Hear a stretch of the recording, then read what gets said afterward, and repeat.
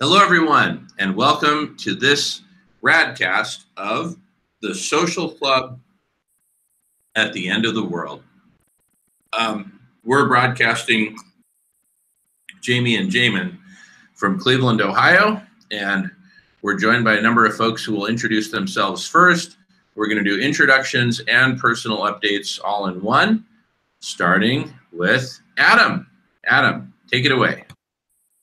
Hey, Jamin. Thank you, and Jamie and everybody.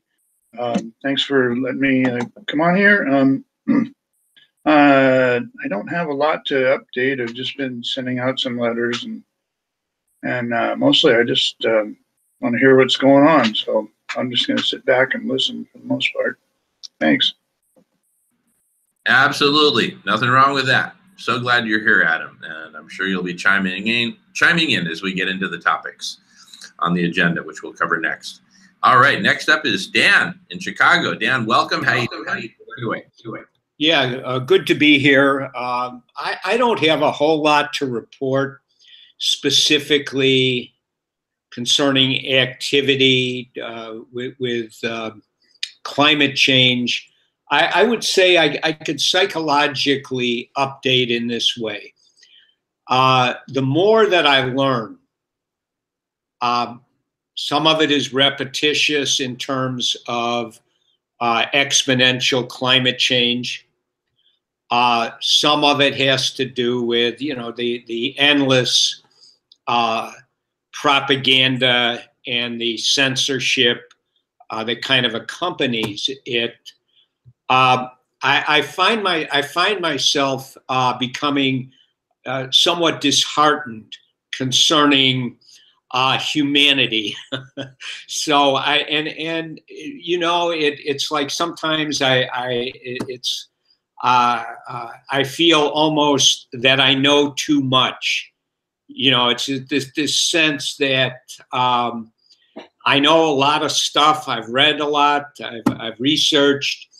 And on the other hand, we have the mass of people in the United States and elsewhere remain relatively ignorant about some of the things that are going on. And I'm looking forward to hearing what kind of traction is being created with the Catholic Church.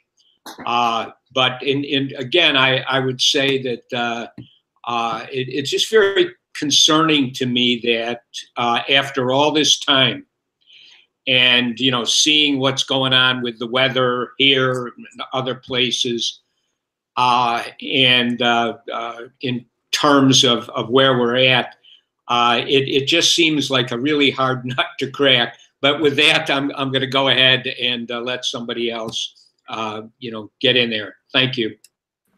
Yeah, and that's a really profound point, and I'd love to talk about it when it's time. For now, I'll kick it off. I've made some notes on that. So for now, I'll kick it over to Michael. Welcome, Michael. Thanks. Good to be here. Don't have too much of an update. I'm on Jamin's loathed Whidbey Island in Washington State, and looking forward to talking today. Awesome. Great to see you, Michael. So glad you're here. All right. With that, we turn to Miles in Calgary, Canada. Miles, welcome and take it away.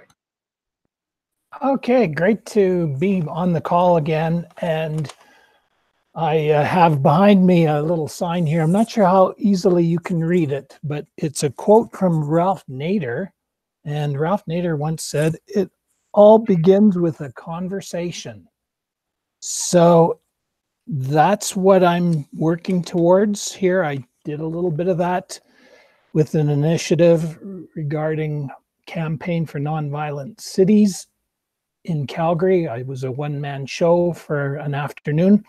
You will be interested in knowing that this Campaign for Nonviolent Cities is the brainchild. One of the founders is Father John Deere, who was a good friend of Mr. Brannigan, is it? a famous active Catholic activist. Anyway, I will talk about Ralph Nader a little bit more because there's three other concepts that he inspires me to partake in.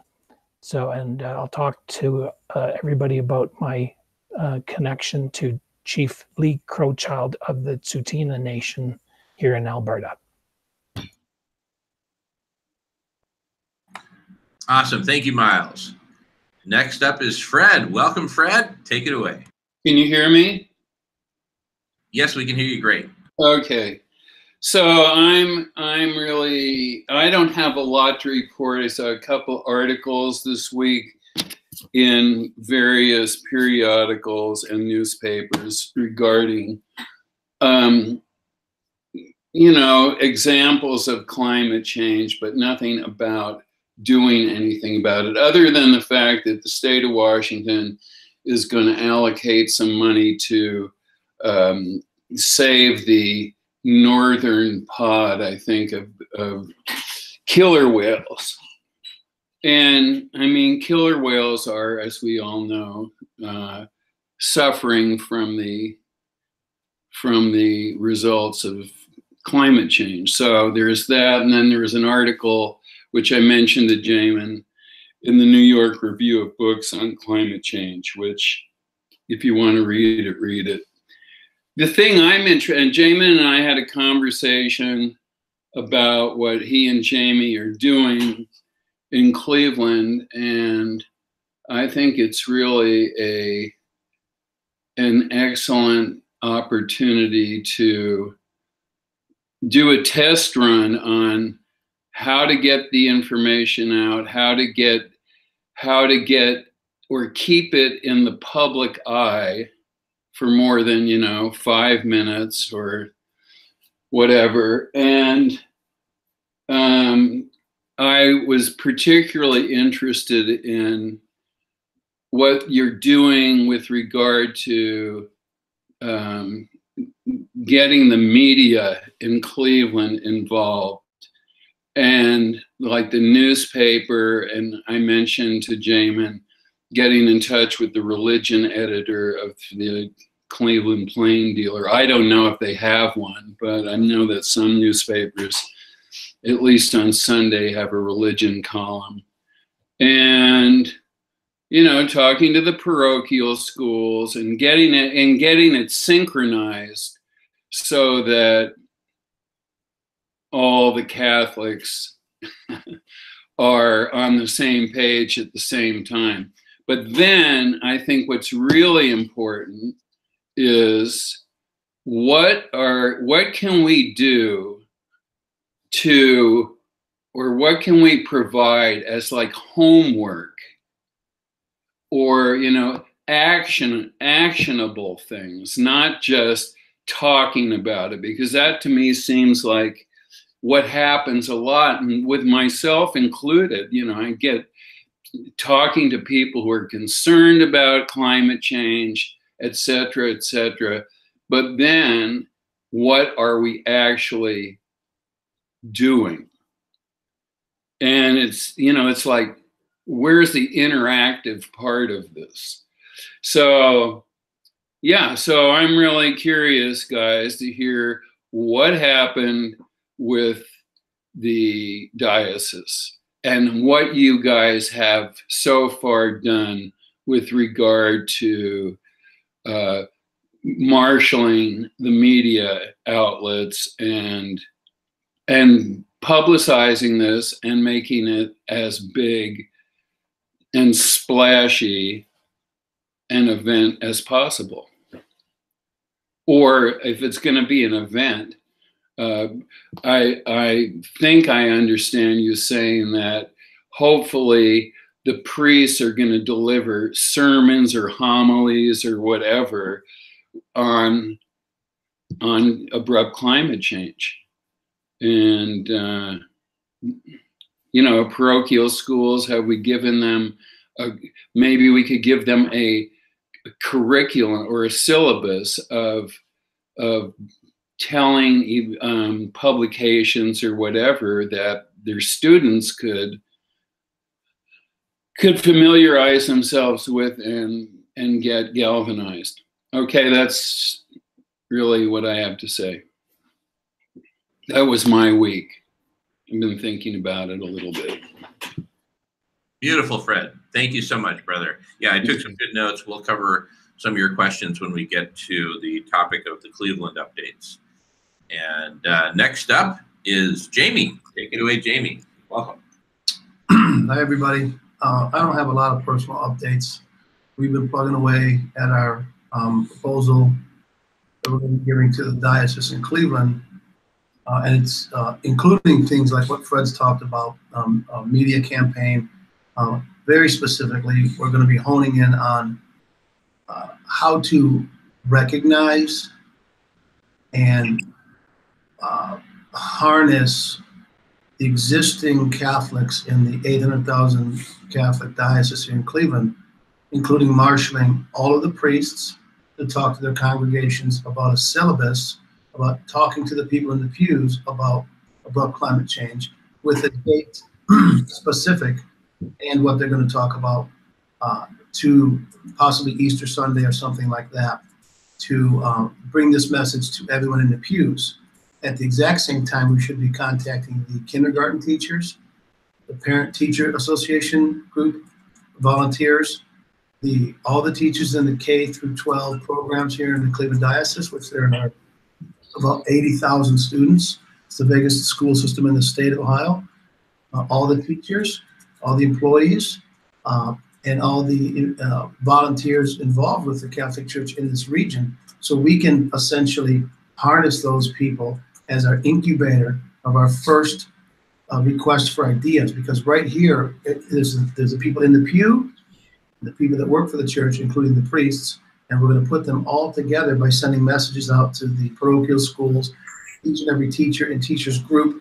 At the same time, we're asking the priests and the clergy to notify the people in the pews. So we're going to be hitting them on both sides after we meet with the bishop and talk about, this is our first step forward to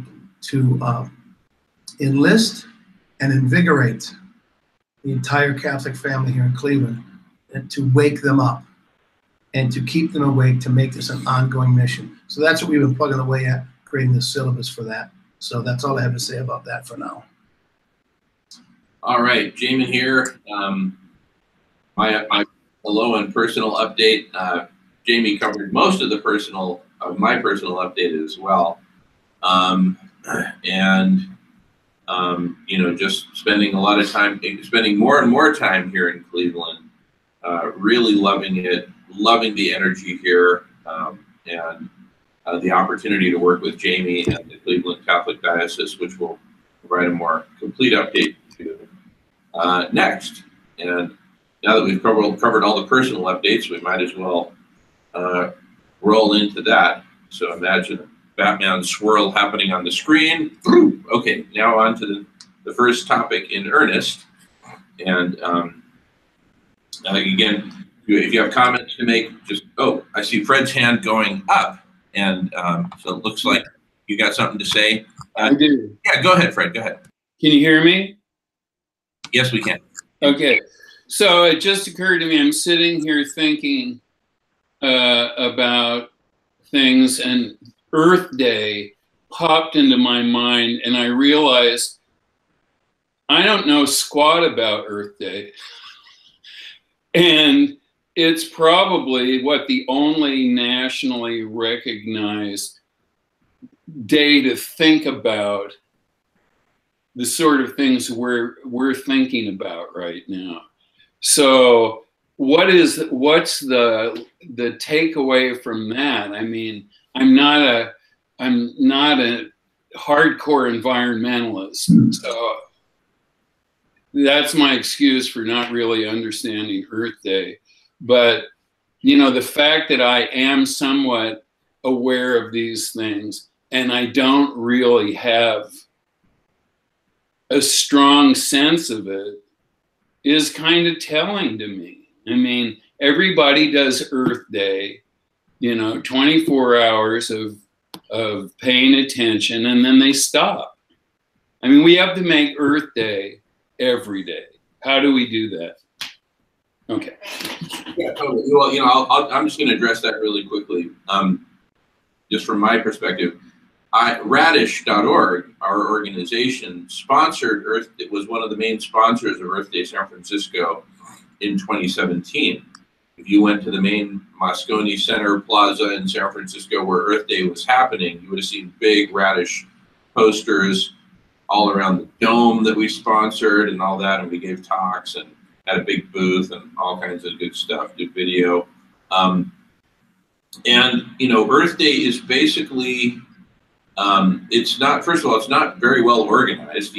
Different cities put on different events and speakers come and speak, and, some are excited and some are, more academic. And, but it's basically just crowds of people, whooping it up and carrying signs, and everyone's got their own message, their own agenda. Some say save the whales, others say save the planet, others say, and so it's just a hodgepodge. It's kind of like the Mardi Gras of environmentalists, getting together and having a parade, and then a bunch of speeches and rock bands, and then some people get laid, and tomorrow's a new day. So we need something way more well organized than Earth Day. Yeah. And anyway, that's my 2 cents on it. Okay. All right. So on to the first main topic. Just to review the agenda real quick. We've got Cleveland updates. The next topic, Fred asks, how to keep it up.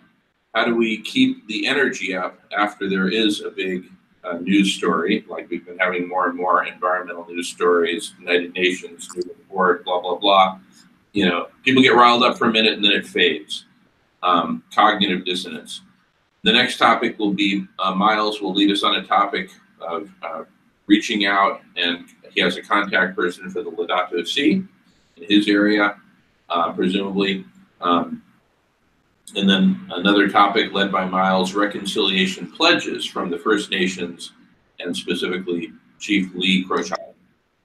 So we can always add more stuff to the agenda, but that's what it is right now. So starting with the first agenda item, Cleveland updates. So Jamie covered this, much of this in his personal update. Jamie, let's you and I, and this will also answer some of the questions that have come up. Let's you and I just kind of describe our latest thinking on this, which, by the way, Michael Call has contributed a lot to as well. We've had long conversations with Michael, and also my Uncle Frank, who's also invited to these hangouts, but hasn't quite figured out the technology yet. He's in New Mexico. Anyway,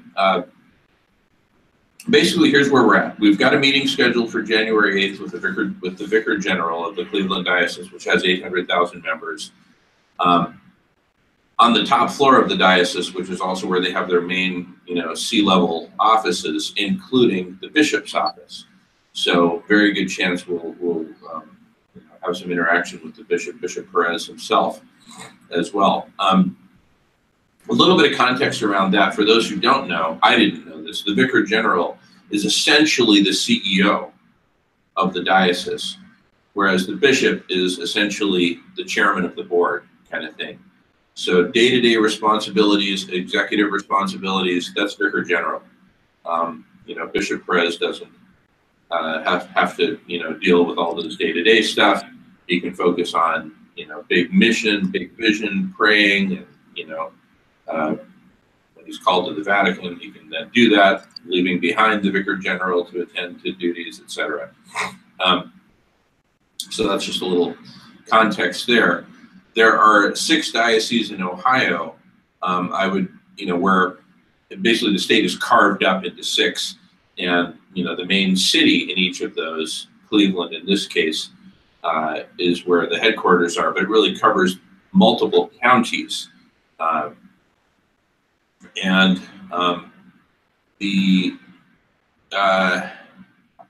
would assume the Cleveland diocese is the biggest, but I could be surprised to learn that Cincinnati is a bigger diocese, for example.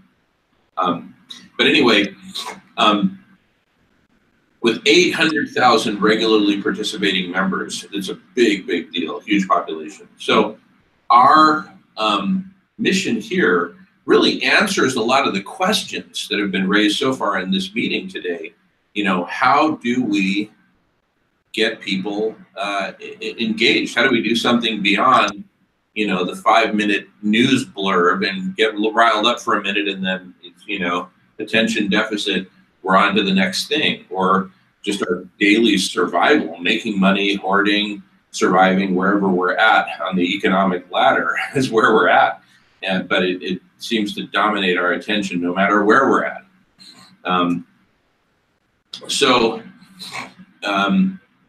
What we are proposing, and Jamie, please jump in and just interject at any moment. And then we'll throw it open for questions and comments after we've given the general update. But the basic strategy at this point, we're going to have this meeting on January 8th. We're going to propose that first kind of a way of framing. Here's framing and then action plan. The framing is as follows. The Laudato Si is sort of like a packet of seeds that you get at the local nursery to plant in your garden for something to grow. This particular packet has 2 seeds in it. One is a seed for the vision of the Laudato Si, the vision of how the world can be, right? Now that vision is not complete. Again, it's a seed. You're not going to the flower stand and buying a flower or a bouquet of 2 flowers in this case. You're buying 2 seeds. So that we take that seed for the vision as the starting point, water it, plant it in the soil, work on it, and then, you know, a flower will emerge, which is a complete, full-blown, vision of how life on Earth can be. For humans, for nature, for et cetera, right? A destination, a direction, a true north. The other seed in the packet that you got at the garden store is a seed for the roadmap for how to get there, how to get to that destination, which is the topic of the vision, right? So that's kind of the framing that we're putting this in. So then we're going to go to the diocese and leaders, vicar general and bishop, and say, Your Eminence, here's our framing for how we're looking at what's possible coming out of the Laudato Si. And to be able to do the gardening, to get these seeds to turn into the full-blown flowers, we need to apply collective intelligence to it. We need to get, hearts and minds wrapped around the Laudato Si, reading the Laudato Si, watering the soil and all that, and developing a full-blown vision and its various facets and parts, right? And there will be, so we envision different working groups. Right here, this is a working group, a Social Club at the End of the World. It's kind of a catch-all abrupt climate change working group, and that's great. Once we have thousands, we envision, in addition to me participating in this one, which I always will, I'll be participating in the one on refreezing the Arctic, geoshading, community cafes, and a few others. Radical collective intelligence, among others. Adam will be in the working group to end money or transform money or whatever, et cetera, right? Whatever we're most passionate about. I can imagine Miles would be participating in the First Nations working group, as I might as well. Anyway, so we'll have all of these working groups working on the different facets of the vision and the different facets and stages of the roadmap to get us to that vision, okay? And what we're going to propose to the diocese is that the leadership of the diocese engage the entire diocese in participating in everything I just mentioned. Hello, everyone. We need you. There'll be structured, specific communications. The communication that goes out to all the priests will be different from the communication that goes out to all the nuns, will be different to the communications that goes out to the heads of all the parochial schools, will be different from the communications to the heads of Catholic universities, et cetera, et cetera. But fundamentally, what they all have in common is read the Laudato Si and get involved. Either get involved yourself individually if you're just a member, a part of a layperson of the faithful who just goes to mass every Sunday. Get involved. If you're a leader, a priest, a deacon, a monk, here's specific things we'd like to ask you to do to engage other faithful, right, and help lead them. So for example, Jamie has come up with most of this, by the way. So I just want to give credit where it's due. But like, for example, on a particular Sunday, which could be Easter Sunday, there's a whole sermon, right, a whole mass dedicated to this. And it would mark probably the single biggest pivot that the Cleveland Diocese would be, communicating to all 800,000 members of the diocese. It's the first step. It's the first step. And it would be the biggest pivot of the diocese probably ever, in bigger than the pivot in World War II, where basically the church said, okay, time for everyone to do their part. No, this is even bigger than that. It's time to save life on earth. And Dan, I see that you're up for comments. So you're first in the queue.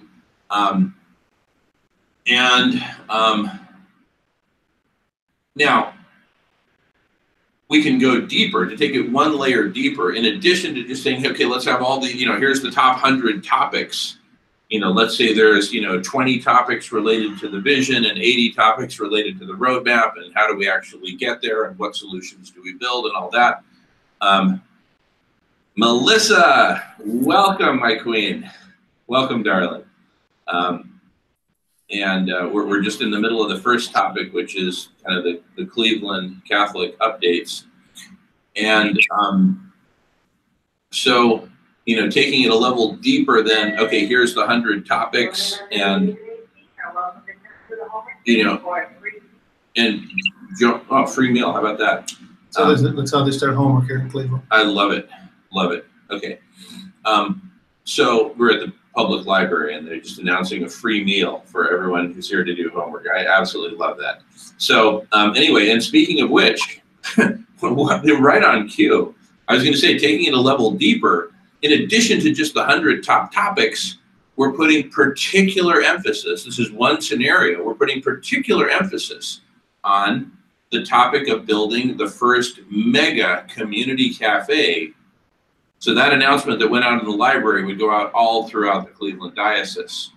Free food. Well, like here, and I didn't plan this, but there's free study sessions here with tutors after school. The library, we're in a glass booth in the middle of it. It's full of kids. I can see them everywhere. So how do we get these kids to quit talking and to come sit down? We give them a free after-school meal. Now they're all in the room. We shut the door and we begin the topic of homework. So this is the library's way to take care of their personal Laudato Si, which is knowledge into children. So we're just copying the model that works, and Cleveland's known for this. Feed the need, feed the need. Love it, love it.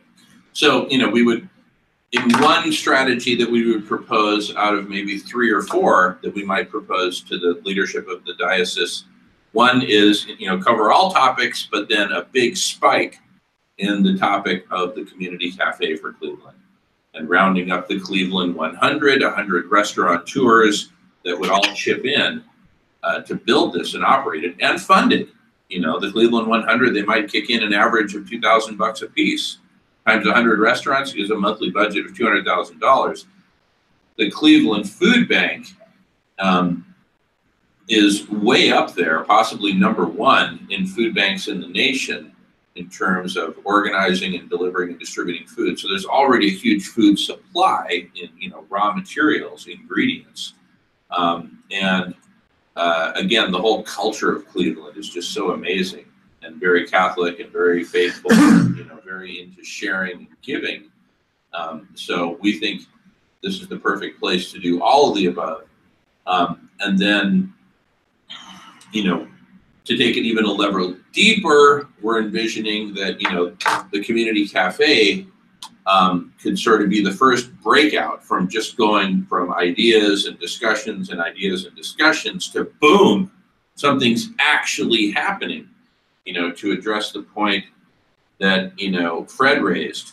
You know, it's one thing to be concerned about climate change. What are we actually doing? Well, Cleveland would lead the way in ending hunger, creating community, and really stoking the fires of the collective intelligence, which would figure out what do we do next now that we've got everyone fed and everyone organized.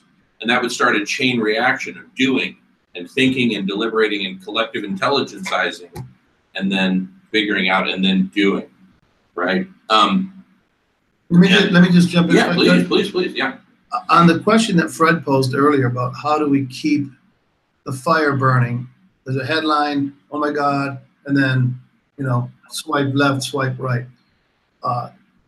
Dan has asked this question in the past. I think everybody on here, and some people that aren't on here today, have asked this question about, it just seems like the bright light is shown on a problem, and then we're immediately distracted, and we go back to our lives or our misery or our despair, and really nothing's getting done. And that's exactly right. And nothing is getting done, by the way. Nothing. Earth Day, and then everybody throws their straws in the trash and goes home and watches their $1,000 television. So because we've examined this and there is nothing getting done in an organized fashion, to answer your question, Fred and Dan ask this often, what do we do about it? Well, we're doing it. We're going to create or attempt to create a community, and we chose the Catholic Church in Cleveland because it's a ripe community for the picking. It's the low-hanging fruit. These are givers. These are people that want to solve problems. And when we present them with the Laudato Si, this is their own father wrote this document, and he implores them to get involved. And Jamin and I, using the collective knowledge of this group, is going to be taking that message to them, as well as giving them literally in a binder form with probably 100 or 200 pages of work product steps to take in order to get the people in the pews and everybody involved. Our goal is to give them the roadmap to get this diocese activated so it becomes of light that doesn't go out. And then the next diocese over says, we want to copy that. Then now we have 5 or 6 dioceses in Cleveland that are percolating and the light doesn't go out. And then it becomes a movement. And once, if we can achieve that, then all focus becomes on what are the Catholics doing. And what they're doing is they're knocking each problem off like Uncle Buck hitting a golf ball. Bam, there goes another one. Bam, there goes another one. And that's going to bring the people and the resources and the willing, because we're all stuck in the same mire. We're talking to people that are zombies, and most of our friends and loved ones who we care deeply about don't know what to do about it, aren't doing anything about it, and we end up living in despair, thinking there literally is no way out. And that could be true, but we're going to try to tap the Catholics and the faithful, using everything we've talked about here and everything you guys have always said, to tap them, to task them to say, if not you, then who? Who was the Pope talking to? We think he was talking to you, and we wrote this book about it. Here you go. Where should we set up our office to start making this happen so the focus is on this diocese, and then it becomes the beautiful tree of dominoes you see at the library after a year of work, and we push the first domino, and they just start to go, and other organizations join. That's our goal. If we get there, who knows? But that's what we're going to try. We're going to assume they're going to be receptive to the Laudato Si. And we're using that to crack open the eggshell to get inside the structure of the diocese, and then build out something so remarkable, other dioceses will come knocking. That's our goal, because otherwise we're just going to be sitting here, you know, being depressed. Yeah, brilliant. And I just wanted to add to that before we open up to comments. Dan is at the top of the list. Please add your name if you want to comment, or just wave like mad if you can't add your name. Okay, looks like, so Fred will be after Dan. I just wanted to add this whole plan that we're proposing and presenting, which we'll do very diplomatically, by the way. You know, we'll say, you know, we'll kind of take it step by step in the conversation with them, and you know, say, look, here's the overall plan we propose. What do you think of that? If they say, great, we like it, tell us more, then we'll tell them more. And part of that more would include media outreach, systematically involving the parochial schools, the Catholic colleges and universities, and all the different Catholic institutions. Melissa put up in the comments, St. Marachi has an inner city sanctuary. Well, there's all kinds of facilities and convents and abbeys and monasteries, and you know, Jamie could rattle them off here just in the Cleveland diocese. We got miles up after Fred, and so this involves systematically reaching out to all of these organizations and institutions that are part of the diocese, you know, who have full-time employees who ultimately roll up to Bishop Perez, right? So when he says, you know, jump, they say how high. So anyway, that's it for the kickoff. Now let's go to comments, starting with Dan, followed by Fred, followed by Miles. So take it away, Dan. Yeah, so I have some thoughts concerning the strategy. One thing before I go to that, you know, the issue of the consequences of nothing being done, or if something is done, it's not actually effective. You know, it just seems like exponential climate change is either real or it's not real. You know, it's not, I mean, it's just, you know, I'm simplifying it, but it's either happening or it's not happening. And I think that's a very fundamental thing, because if it is happening, everybody here is assuming, I think, that it is happening. That means you're either going, you know, you can break it down. I just sort of wrote it down here. It's you're either going to have a continuation of normalcy, which means total corporate domination of the media. And the media today are nothing more really than just a propaganda organ. They're no longer what they maybe once were in the past, decades ago. So you have that as a possibility. And then you have, you know, the possibility of dystopia setting in, and maybe it's even conceivable that could become a new form of normalcy. In other words, great die-offs in Africa and Central America and parts of Asia, while we here in the United States and other developed areas you know, kind of go, wow, I'm glad that's not where I am. It's good to be here. And you get a, you know, population reduction going on with all sorts of, you know, it's hard to even conceive of the craziness, the violence that would accompany this. And then we have the other possibility, we just go extinct. You know, some very quick circumstances set in, and, you know, Guy McPherson's prognosis that maybe by 2026, there's a wipeout. But whatever time frame, you know, that's the other possibility. And I think those three things, in terms of any kind of conversation with the Catholic Church or with anybody else, it needs to be noted. And actually something to look at. And then I would just say this concerning that. You know, academicians, scientists, and journalists need to be protected. If these individuals aren't protected, then any talk about using the corporate media is ridiculous. Because what happens to people who go against the corporate media and everything else kind of connected with that, the corporate interests, they just simply get at best marginalized. Some get persecuted, some get actually literally taken down. And so I think that, you know, hopefully as part of the conversation with the Catholic Church, is that that's just a fundamental. People who have the knowledge of what's going on, who have been censored, marginalized, persecuted, etc., that cannot continue.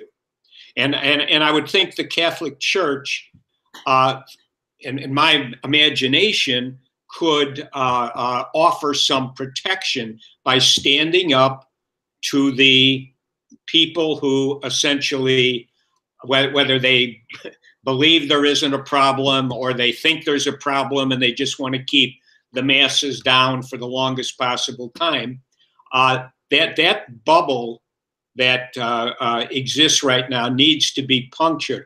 I don't believe anything. To me, if you don't have a conversation, a debate, an argument going on about what is reality, then you're just going to have normalcy until there is no, you get a new normalcy, which is dystopian, or there is no more normalcy. It's just simply we weren't as wonderful and as great as we like to imagine ourselves to be. The human species just can't cut it any longer. So anyway, I wanted to throw that in there, and I'm going to check out and let somebody else get in. I love your comments, Dan. Great stuff. I could comment on that, but Fred's up next, followed by Miles, followed by Jamin. So take it away, Fred. Can you hear me? Yes, sir. Yes, we can. Okay. So I was curious, how would you characterize the Cleveland diocese or the Cleveland hierarchy in the Catholic Church? Are they progressive? Are they conservative?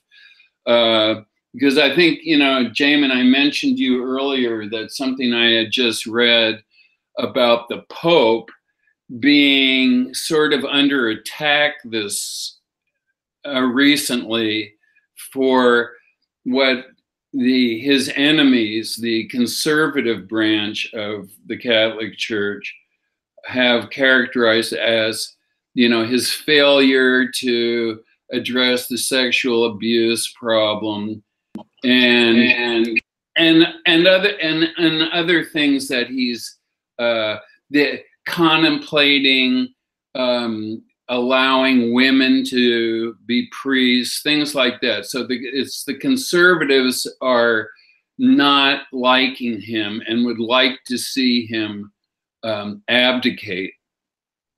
So I'm just curious how receptive, and I'm just curious, how receptive do you think the Catholic Church in Cleveland will be from Laudato Si? I mean, how willing will they be to buck the system?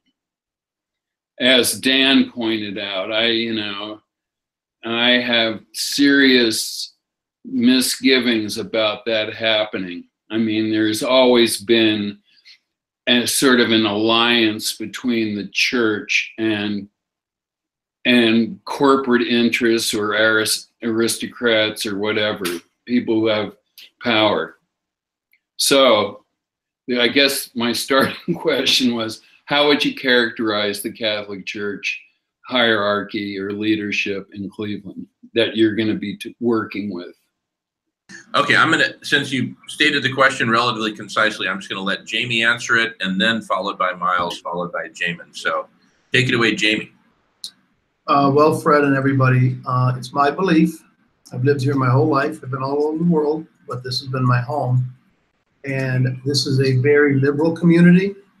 It's conservative Midwestern values, but not related to conservatism, okay? It's modest dress, but it's the politics here are progressive Democrat. The modality is conservative Midwesterner, worker bee types. The Catholic Church here always, in my life in Cleveland, has been very open, willing to adjust, willing to adapt. They have been always pushing since I remember as a child, Vatican II, when the women can take off their veils and all of those rule changes and the way the Mass was adjusted.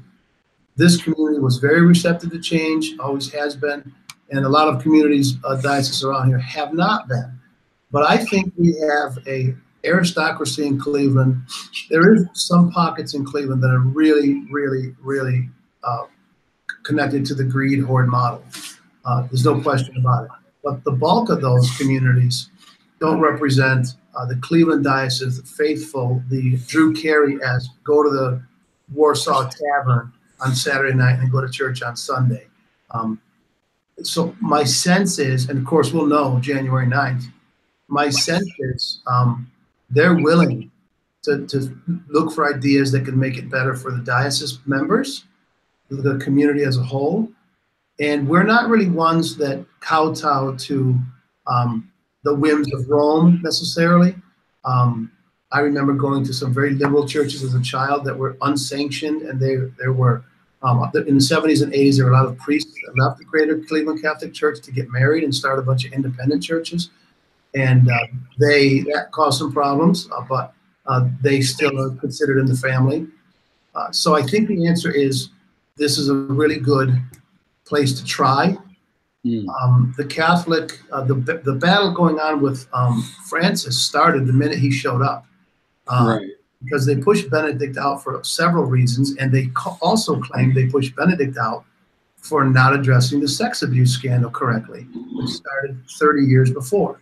And then they get a new guy in there who's trying to get caught up to speed and read the details and find out who's been prosecuted, who hasn't, and they say to him, he's not handling this fast enough. So it's the exact same argument that pushed Benedict out, that the old order is trying to blame the new guy on. And the new guy, he's a guy that drives his own car, an old Fiat, and picks up his own pizza, does his own dry cleaning, and is considering things like marriage and women being priests. He's talking about that the dialogue should continue. He literally recently said, it is very likely there's life on other planets. And the church almost caught on fire because he's just simply reiterating what the science dictates. So I think that we have the unique opportunity here to say, hey, Cleveland, let's back this guy. This is our guy. And if we can get Cleveland, some of the more liberal progressive dioceses to start coming from the pews up, that the old guard's going to have to step aside because we're paying the bills, dollar by dollar, nickel by nickel. And if all the parishioners in Cleveland, the diocese, are saying, we really like this Laudato Si, we want to pursue this as a primary focus, it's going to be hard to ignore. You know, like in the movie Fatal Attraction, we're not going to be ignored. And down the road, we get other dioceses that say, yeah, us too, I'm hungry. We got hungry people here too. We don't really care if you like the Pope, we got hungry people in Chicago, and Dan can be taking over the community cafes there. So our goal is to get in like a tick and bite the Catholic diocese and spread the virus of let's do it together through the bloodstream of the Catholic Church. So well said, Jamie. Freaking hallelujah. What a collective intelligence of heavy hitters we've got. It feels like the Oakland A's 1988. No, this is the A team. This is the A team. Right here. Look right there. Right here, right here. This is the A team. Look at the bottom of your screen. Right. This is the A team. Whether or not you're talking a lot on any given hangout is immaterial. This is the A team. All of us. And I'm so proud, so excited. All right. Thank you for that, Fred and Jamie. Up next is Miles, followed by Jamin. Take it away, Miles. Okay, to talk to a couple of the points that were raised. First of all, the libraries. What a great place to meet. You know, yeah. And again, we're sharing ideas here. We've got a great library system here in Calgary too, but I've never heard of that concept of having a meal for the kids that are coming to the library to do their homework. What a great incentive. You know, it reminds me of, I go and tell you a little story. Years ago, before I met my wife, I was thinking, okay, well, you know, just what sort of spiritual inclination am I? You know, I had heard I guess he was Buddhist, a psychologist, say, oh, you know, you're not complete unless you have a spiritual spoke in your wheel. So anyway, long story short, I started like Goldilocks going around trying different beds, you know, and then I came to this Greek Orthodox church, and lo and behold, they serve a potluck meal after the service. So I was like, oh, this is pretty good. So I actually started going. And, you know, if it wasn't for the fact that I married my wife and could no longer go to this, couldn't follow this Orthodox tradition anymore, you know, otherwise I'd probably be an Orthodox priest today because of the food. Anyway, now talking to Dan's point, you know, what is the reality? And the people, the academics that are coming forward need to be protected. Guy McPherson, there's a great interview just recently with a psychologist named Peter Miller. Check out his YouTube channel. He does a great interview with Guy McPherson just the other day. He's done 2, and this is the most recent. Anyway, Guy McPherson talks about how he was, you know, vilified, skewered, and just because he's saying, you know, the projections that he's making keep telling him, yeah, well, 2026, we're toast. You know, that's shocking. But, you know, now I think the thing is we're able to talk about this more freely. Like I'm actually now saying, yeah, I'm a member of a social club at the end of the world. Whereas a year ago when I first joined, I wouldn't say the end of the world part. But, you know, people, if they're got half a ear open, they know we're in serious situations. So now, you know, we have all these other people, not just Guy McPherson anymore. We got the UN Secretary General saying we've got 20 months to get a handle on this. We have, you know, the new one that you guys presented to me, and I was like, are you kidding me? Them too? You know, you talked to Jamie talked about the Naval Postgraduate School, saying it's 2016 plus 3 years maybe. That's 2019.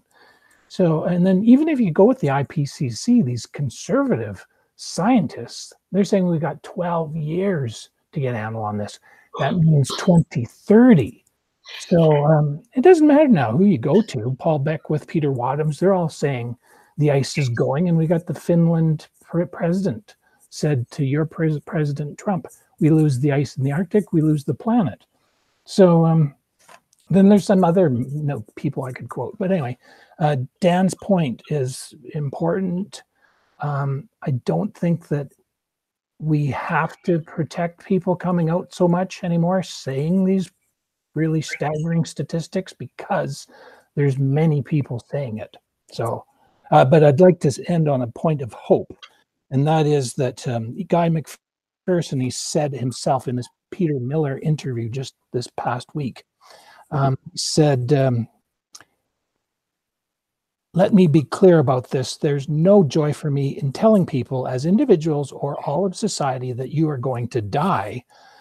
But he goes on to say, what better measure of our character than how we act in the face of impossible odds? Even if it is hopeless, especially if it's hopeless, how we act defines us as an individual, as a society, as a community, as whatever you want to measure it by. So how we act defines us. So that's why we're here. Really great stuff, Miles. Thank you. All right, Jamin is up next in the queue, and I don't think, and then Adam. Adam is in the queue after Jamin. So, and Melissa also commented something after Adam put in the queue, so we'll read that next. Let me just sneeze for a moment, and then I'll go. Excuse me. Okay. So I've got 2 things to say. Building off of what Miles just said, UN Secretary General saying we've got 12 years, IPCC, et cetera, et cetera. You know, people, to make a metaphor, you know, the Arctic ice is breaking apart. The stranglehold of denial and distraction is breaking apart, however slowly, but it is happening. Okay, that's the first thing I want to say. The second thing I want to say is, and this has to do with why I'm so bullish on the Cleveland Catholic strategy to make a real difference, is I just realized this today on this hangout that, you know, as a wayward Catholic, my, you know, religion for most of my life was essentially academia, right? If it can be scientifically proven, yada, yada, this and that. And within academia, thanks to my dad and my aunt and others, I've developed a certain ability to distinguish between really good academics and ones who are not quite cutting it. And, I had a very defining experience when I was a first-year graduate student at MIT, and I realized that my professors who had published this groundbreaking paper, I analyzed the paper and determined they were flat out wrong. And when I proved in closed form analytics that they were mistaken and here's the right way, they refused to recant. They didn't write to the academic journal and say, hey, we were wrong on that last paper, please publish a correction.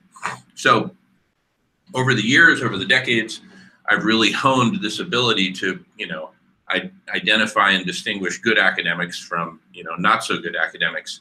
And because of that, when Guy McPherson put out his, when I became aware of him and his message and I watched his first hour-and-a-half lecture, I said, wow, this is a good academic, okay? So this was me going to effectively my clergy, academia, and going to the priest, the bishop, pick your metaphor, who I highly respected, and saying, wow, I got to pay attention to this. Okay, now translate that framing over to the Cleveland Catholic Diocese. After the Pope, you listening? After the Pope, the local bishop is, that's your guy, right? If you're not going to follow him and take what he says seriously, why are you even here, right? So my own experience coming from my own sort of academic religion, for lack of a better word, has really prepped me well for understanding that this is how we need to get to people through the leaders they follow and who they believe in. And that's what I've got to say about that. Up next is Adam. Take it away, Adam. Hey, Jamin, thanks. Can you hear me all right? Okay. Yeah, I think attitudes are changing. I don't have, I'm not worried about the government or anybody coming out against me. I think, this squelching of evidence and squelching of people, coming up with clean energy sources and stuff like that. I think that are the people that in the power, the elites, I think they want to hear plans for the way out now. I think they may have their plans to go away into bunkers and stuff, but they're not really very good plans. So I think they're open to hearing other plans. And so the strategy that I'm putting out there is that, we are overwhelmed. I mean, Guy McPherson is saying that, that basically collapse could come next year pretty easily. And the Arctic ice pack is basically gone. And it's just a big slush pool up there now. And we need to refreeze the Arctic this year. And otherwise, it's going to be really hard to get it refrozen. And unless we can use some other technology that we're not being told about, like HAARP technology, but to mechanically go up there and refreeze the Arctic, we need to get that done this year. And I don't see any governments organizing to do that, which is really surprising to me. So I think they're just not. I mean, we are all caught up in our daily activities, like Jamin was referring to. We talk for 5 minutes and we get all excited, but then the next thing we have to do is go pay the rent or deal with daily functions and go to work and stuff like that. And these things just really consume our lives. Our whole lives are just based on this, in this artificial world that's all built money. And so, and one final point I wanted to make was Fred brought up the point of what are we going to do when basically what are we going to do when the collapse comes? How are we going to how are we going to get our food? Where are we going to get, what are the emergency plans? Well, the plan I've been trying to put out there, and it's kind of discouraging. It's pretty discouraging because nobody will listen to me. But the plan I'm putting out there says that we can use artificial intelligence. If we build a platform on the internet, and this can be done through the Catholics or the environmental groups. I mean, everybody can join in, but we need a platform where everybody can come together. And if the platform is built privately with private money, without advertising and things like that, then we can ensure that the collective intelligence is not influenced by money. And so we can use artificial intelligence as, we've never had this tool before. And Jamin, of course, has put together the Radical Collective Intelligence, which I think it's going to have to be. It's because artificial intelligence, even if it's artificial super intelligence, it's not going to be able to answer everything. So we're going to have it work with humans in order to answer the problems and come up with the solutions. But we really need to build this website. It needs to be a hub. And somebody was mentioning Earth Day, and it reminded me of one thing that could be on this hub website would be a calendar that would list all the events that are going on for all the environmental groups, or what's happening in the world. It lists the main events. It's really hodgepodge. You can't really go any place. I don't know of any place to go to where you find a calendar of events that are going on, or just maybe even. Oh well. Anyways, so that's about all I'm doing. I'm writing letters to a number of environmental groups, and I've also written this letter to mankind, which I posted on YouTube, which talks about this. So if you want to know more about that, you can go there. But and that's all I have to say. Thanks.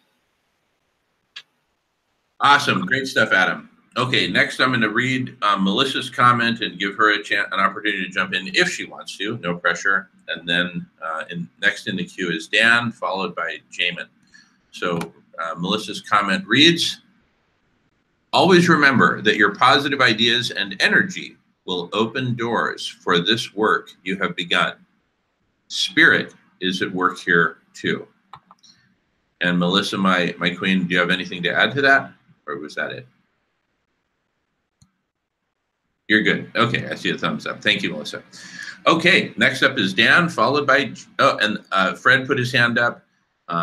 So Fred will be up in the queue next after Jamin. So Dan, followed by Jamin, followed by Fred. Take it away, Dan.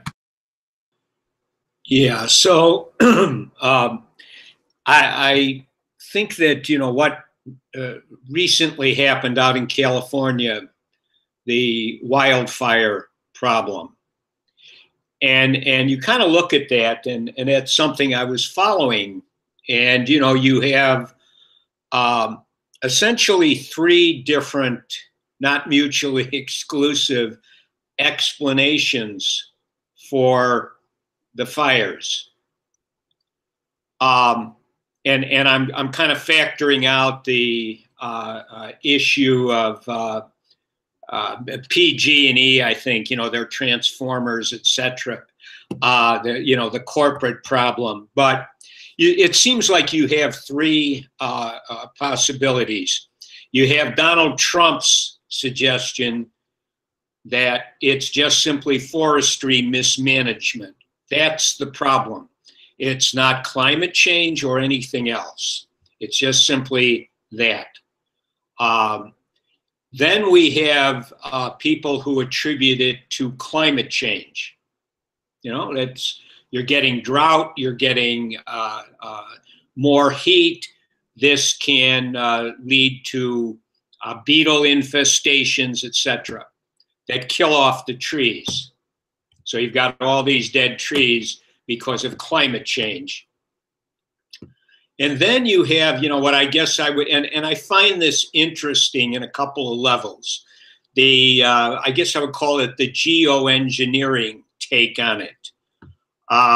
You know, these are the individuals who believe that solar radiation management, you know, the putting up in the atmosphere of particles similar to industrial particulates that perhaps contain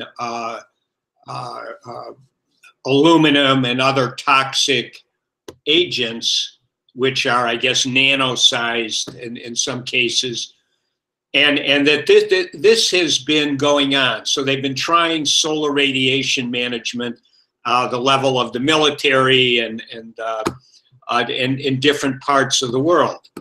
And that when you get these particulates raining down on the trees, it contributes to their death and causes other problems to humans who have to breathe in these particulates. So, you know, all of those things can be a factor, but to have these kinds of explanations out there, you know, do you listen to this? Maybe you sign on to it.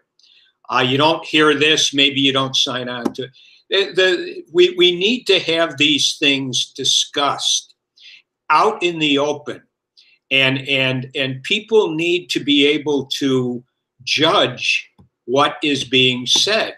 And again, so I'm going to go to the Catholic Church.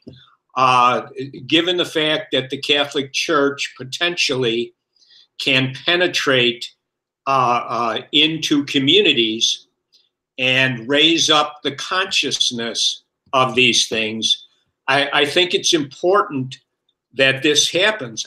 Because as long as you have, you know, these different levels of explanation, you know, essentially it's just normalcy. Oh, it's mismanagement of the forest. Well, that's correctable. We just need to make some changes in what we're doing there. We need to get rid of a lot of these trees, et cetera, and some other strategies. Then you have, you know, the issue of climate change. How does that factor in? And then you have the issue of the solar radiation management, geoengineering going on. If that is a failure, for example, you know, let's say they've been doing solar radiation management, as these geoengineering folks claim, for decades, actually. Maybe all the way back to when the danger was perceived by the energy companies. And it's just been done in secret. And it hasn't worked. It has not worked. And it maybe has bad side effects. That needs to be put out there. It's either true or it's not true. As long as it's just, well, somebody else is saying this, somebody else is saying that, it leads to cognitive confusion and ultimately to kind of apathy on the part of people. You know, it's just, well, you know, whatever. I don't want to think about it. All right, I'm done. All right, thank you, Dan. Jamin is up next, followed by Fred in the queue. I just have 3 points I want to make, relatively brief each one. The first one is around hope. And, you know, Guy McPherson saying, you know, even if we don't have hope and all that, blah, blah, blah. I mean, good stuff. I'm not diminishing what he says in the slightest. I just want to point out the very first Sierra Club dinner to which he was a guest speaker, and there have been 3 that he's been a guest speaker at. The very first one, you know, we had an agreement. We actually had to come to an agreement before he'd even agree to show up there. And the agreement was that he would have the last word, because what he was afraid of was being ridiculed. And, you know, he makes his presentation, and then I get up there and say, well, that's blah, blah, blah. That's a bunch of bullshit because there's hope for this and this and this. So we came to that agreement. And because I was going to make my case for collective intelligence as, you know, a hopeful meta solution. And so he gave his whole presentation. It was awesome. We had a break. I gave my presentation, probably slightly less awesome, but got my point across. And then at the end, you know, we had a lot of discussion, a lot of conversation, and as promised, he had the last word. So I gave him the microphone. He had the last word, and he simply said, I don't often use the word hope, but Jamin, I hope you're right. Anyway, that's the comment I wanted to make about hope. Second comment I have is someone, I think it was Adam, brought up, you know, the lack of a calendar. Hey, we don't even have a calendar. We don't even know what events are going on. I think that's a byproduct of 2 things. Number one, you know, our addiction to denial and distraction and money and all that stuff. But also, when radical collective intelligence is a real thing actually implemented in the world at scale, therein you will find your calendar of all relevant events, all relevant conversations, and series of conversations, whether online or in person, you know, big Earth Day style events, New York City marches, all of the above will be on the calendar. The third point I want to make is sort of an expansion on a point I made previously, which is the stranglehold. I talked about the stranglehold of denial is breaking up. I want to modify that and call it the stranglehold of denial, distraction, and our addiction to money, which in turn is a distraction of its own right, because what money basically, the big lie of money is that money is this universal tool to get you whatever you want, whether that's a new Tesla, a bunker to protect yourself from abrupt climate change and nuclear war, or a ticket to Mars. And that's what I had to say. Up next is Fred. Take it away, Fred.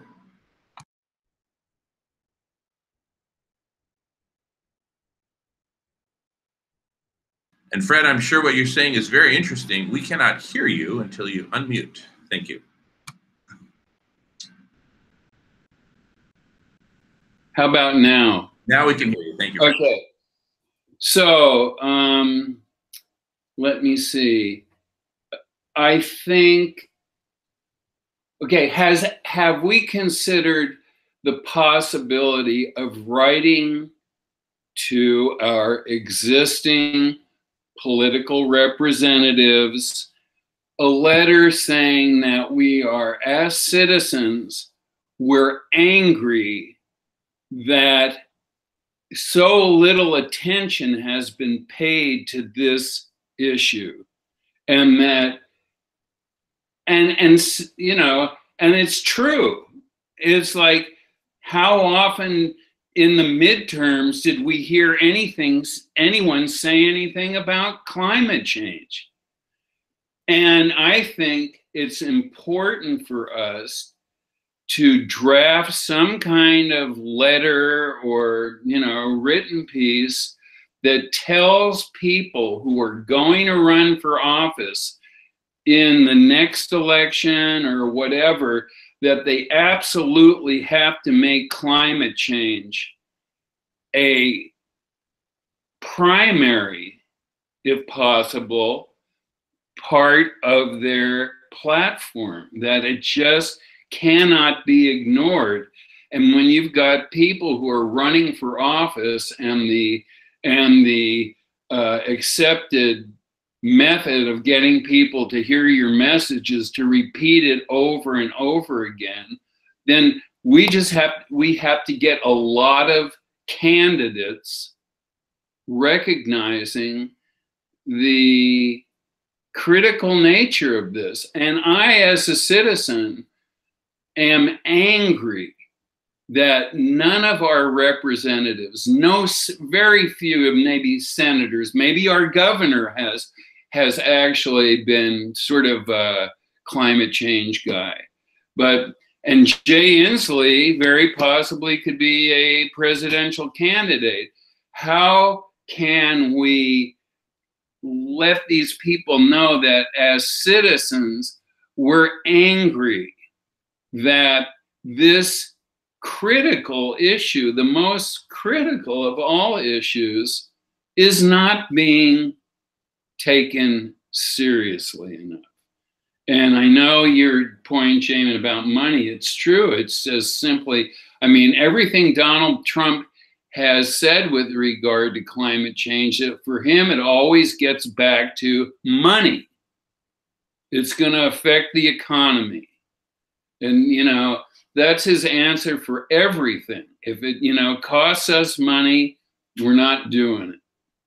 And so anyway, I think that, what do you guys and girls think about the idea of drafting a letter that says, look, as citizens, we're angry and can't believe that, whether or not you believe we're running out of time, how dare you, and this is, take a chance that the climate scientists are right and you're wrong, because, you know, there's no second chance here. So I don't know, what does anybody have to say about drafting something to candidates? That now, granted, that's not today, that's in people who are going to be running in 2 years. But yeah, to get them to incorporate climate change as an integral part of their platform. They're running on that. Wake up, people. Yeah, okay, that's all I have to say. I think we should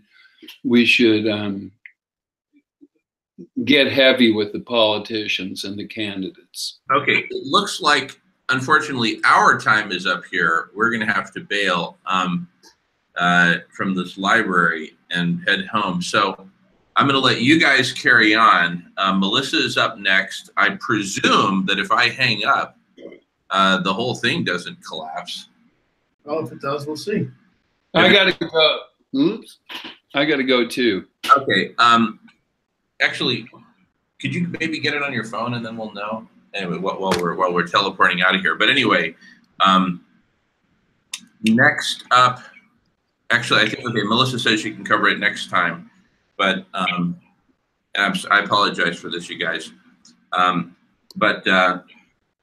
Next topics on the agenda, just to call them out, even if we don't get to them on this call, are, you know, how do we keep the energy up? That's one that Fred raised, as this is a big news story, you know, after there's a big news story, et cetera. And then Miles had the two that I commented on previously, reach out and reconciliation pledges from First Nations.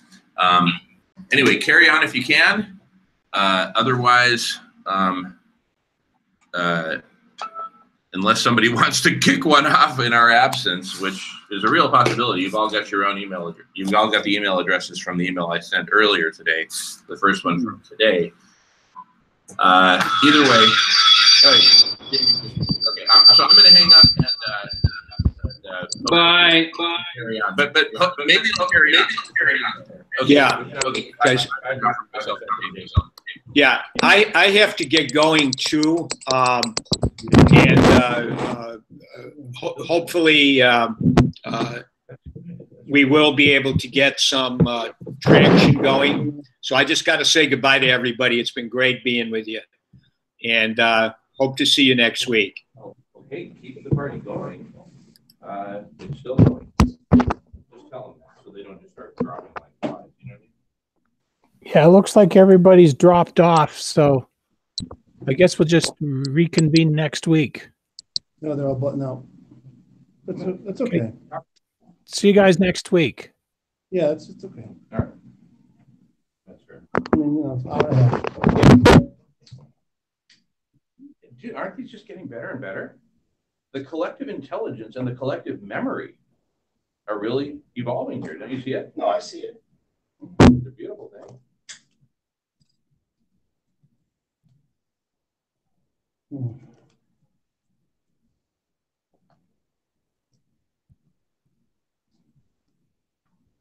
I just got a crazy idea. Since we've already got the group, right, together, imagine now we combine your idea from a couple nights ago with the group. What's your idea? Advertisements in the bulletins. Yeah. But now, that's already trained to meet on Tuesdays at 11 a.m. Pacific time, right? We simply rebrand the social club at the end of the world, the Cleveland Catholic, you know. It's up to you. It's just an idea. It's a good idea. We don't have to decide right now. I just wanted to put it out there before I forget. But man, we're on fire, bro. Well, we have to do some bookkeeping on our end to determine what's happening at what dates, because we got to keep this thing No, you're absolutely right. from spinning out of control. You know.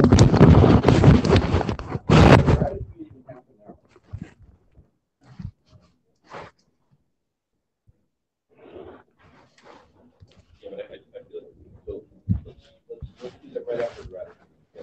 Well, probably not today, because I think you. Oh, that's right. I've got the house door. I'll tell you how to do it. Okay.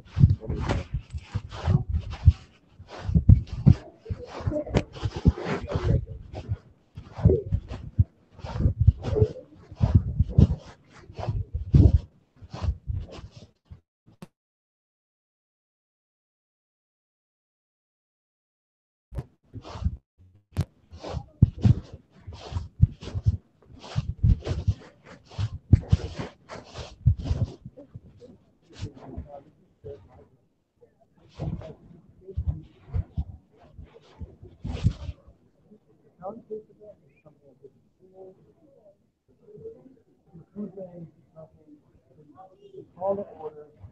Come on in. 3 small midday meal at the school, and there's people here too, and this team can help you at home if you want.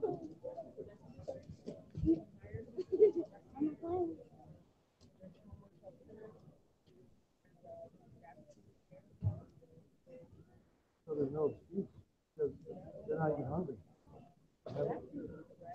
But we're working on, I love it. we're working on similar projects. When we heard that call to order, we're like, wow, a different scale for different communities. Like, you know, you guys are supposed to do, which is right. We're just hungry.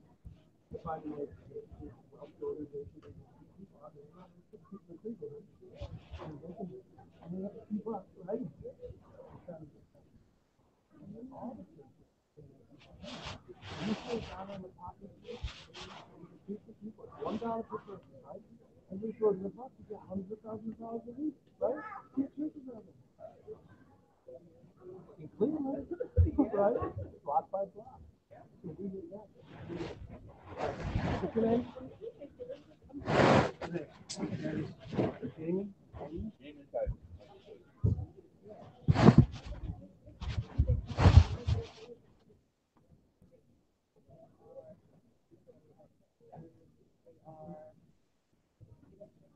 You have to get the context of here.